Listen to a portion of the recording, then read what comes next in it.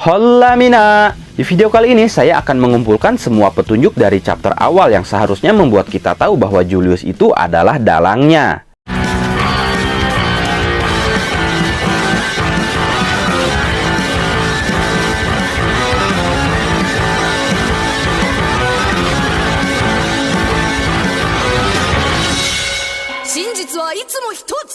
Julius atau kini Lucius menjadi trending akhir-akhir ini di segala lini sosial media karena di chapter 331 ternyata terungkap dia adalah dalang dari segalanya. Julius Novachrono ternyata Lucius Zogratis, kakak tertua dari keluarga Zogratis. Ini memang menjadi plot twist terbaik dalam series Black Clover. Tapi apakah pengungkapan ini dilakukan begitu saja tanpa ada petunjuk-petunjuk sebelumnya? Jelas tidak. Justru petunjuk-petunjuk itu sudah ada sebelumnya, bahkan sejak chapter pertama. Hanya saja kita tidak menyadari dan mengerti apa maksudnya. Tapi setelah dirilis chapter 331 dan ada pengungkapan Julius yang ternyata adalah dalangnya, semua hal yang sebelumnya kita tidak terlalu pahami kini menjadi sangat masuk akal dan menjadi petunjuk jelas yang seharusnya membuat kita tahu bahwa Juliuslah dalang dari segalanya. Lalu apa saja petunjuk itu? Ayo kita bahas. Senyum Julius di chapter 1. Di chapter awal Black Clover, kita ditunjukkan Kaisar Sihir Julius beserta para kapten kesatria sihir yang mengikutinya dari belakang. Mereka baru saja kembali ke kerajaan Clover, kemungkinan setelah mereka menjalankan misi. Yang menariknya, saat itu Julius diperlihatkan setengah wajah terkena bayangan, sehingga menjadi siluet. Saat itu dia tersenyum dengan senyuman yang misterius dan mencurigakan. Kesan pertama jika kita melihat senyuman Julius ini pasti mengatakan bahwa dia adalah sosok antagonis. Tapi seiring berjalannya cerita, sosok Julius ini justru diperlihatkan sebagai sosok yang baik hati, berwibawa, dan penuh dengan selera humor. Kemudian ini mematahkan persepsi kita bahwa Julius itu adalah antagonis. Tapi di chapter terakhir sebelum hiatus, yaitu chapter 331, akhirnya terjawab sudah senyumannya di awal chapter itu benar-benar senyuman jahat penuh tipu muslihat, karena dia adalah dalang dari segalanya. Ekspresi terkejut setelah melihat tulisan di Grimoire Asta.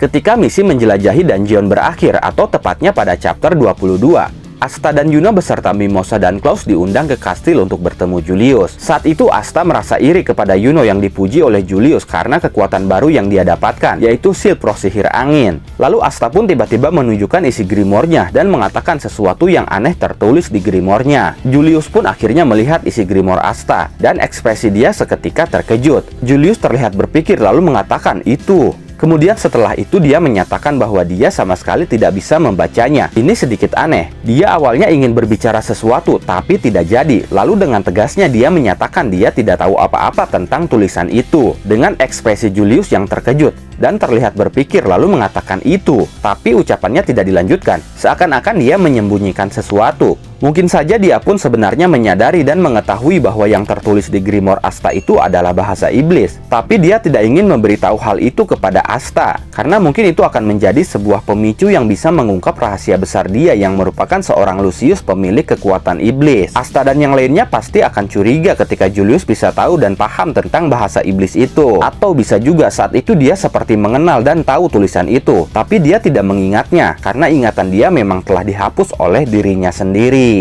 Senyuman misterius setelah sihirnya terserap pedang anti sihir Asta. Di chapter 22 itu pun Asta menunjukkan pedang anti sihirnya. Julius penasaran. Dia menyentuhnya lalu memegangnya. Saat itu seketika sihir milik Julius secara otomatis diserap oleh Demon Dweller atau pedang kedua Asta itu. Menariknya, ekspresi yang Julius tunjukkan yang awalnya terkejut lalu tiba-tiba tersenyum penuh misteri. Seakan-akan dia telah menemukan sesuatu yang bisa berguna untuk menjalankan rencana besarnya. Dulu kita memang tidak mengerti apa maksudnya, tapi sekarang menjadi sangat masuk akal. Karena anti sihir Asta ternyata Julius manfaatkan untuk mengalahkan Lucifero dan merebut jantungnya. Patri menyadari Julius memiliki kekuatan melebihi manusia.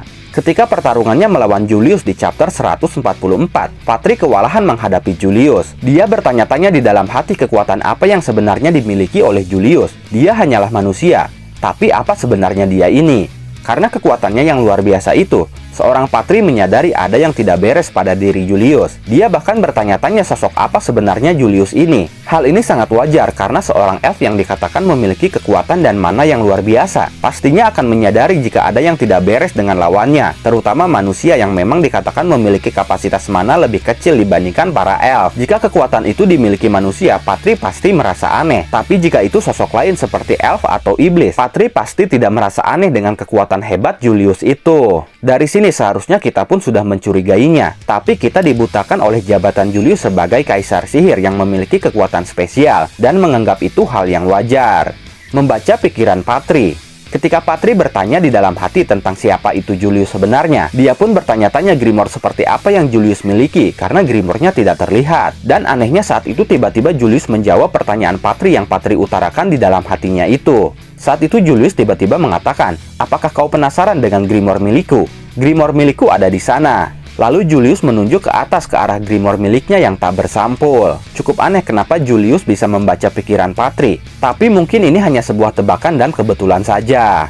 Mencari jati dirinya sendiri. Ketika melawan Patri itu, Julius pernah bermonolog. Saat itu Julius mengutarakan bahwa dia pun bingung dan mempertanyakan siapa dirinya sebenarnya dan apa yang harus dia lakukan di dunia ini. Dia terus mencari jawaban atas pertanyaan-pertanyaan itu. Ini membuktikan bahwa Julius sedang mengalami krisis jati diri. Dia tidak tahu siapa dirinya, dia tidak tahu apa tujuan hidupnya.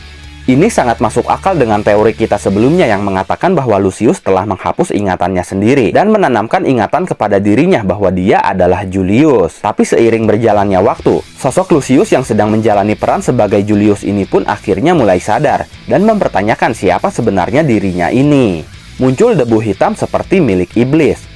Lagi-lagi ketika melawan Patri, Julius menunjukkan sesuatu yang seharusnya membuat kita sadar bahwa dia itu bukan manusia biasa. Saat pertarungannya itu, dia mengeluarkan efek atau debu-debu berwarna hitam yang sama persis seperti iblis ketika bertarung. Kita bisa lihat ketika Dante bertarung menggunakan kekuatan iblisnya. Di sekelilingnya ada debu-debu hitam itu. Begitupun dengan Vanica ketika dia menggunakan kekuatan iblisnya. Di sekelilingnya pun ada debu-debu hitam itu. Dan ketika Julius mengeluarkan debu-debu hitam itu, saat itu memang cukup aneh. Karena dia pengguna sihir waktu yang identik dengan aura dan segala sesuatu berwarna biru. Tapi sekarang ternyata menjadi sangat masuk akal. Karena dia pun ternyata pengguna kekuatan iblis sama seperti Dante dan Vanica.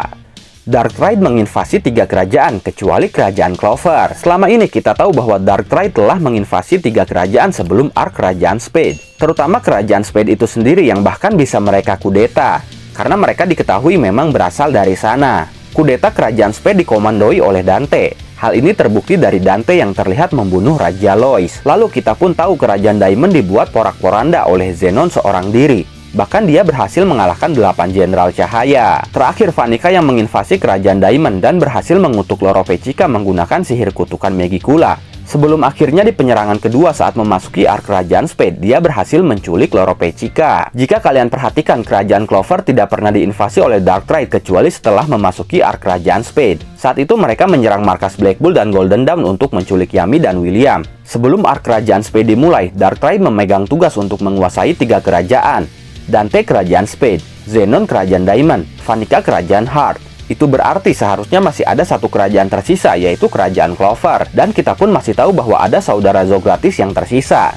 Dengan fakta itu semua, seharusnya kita menyadari bahwa saudara keempat Zogratis yang tersisa harusnya berada atau berhubungan dengan kerajaan Clover. Tapi kita sama sekali tidak menyadari petunjuk itu hingga semuanya terungkap di chapter 331. Di mana saudara terakhir Zogratis yaitu Lucius benar-benar berada dan menguasai kerajaan Clover dari dalam sebagai kaisar sihir. Bagaimana menurut kalian tentang petunjuk-petunjuk itu? Apa kalian punya petunjuk dan kecurigaan lain? Jika ada silahkan tuliskan dan diskusikan di kolom komentar. Oke, mungkin cukup sekian pembahasan tentang petunjuk di masa lalu yang seharusnya membuat kita sadar bahwa Julius adalah dalangnya. Terima kasih sudah menonton video ini sampai akhir. Mohon maaf jika ada kesalahan dalam narasi maupun dalam terjemahan dan penyebutan istilah asing. Tetap nantikan konten Black Clover dan konten menarik lainnya hanya di channel ini. Dan jangan lupa bantu subscribe, like, komen, dan share videonya. Jangan lupa juga nyalakan loncengnya supaya kalian update terus dengan channel ini. Terima kasih dan sampai jumpa di video selanjutnya.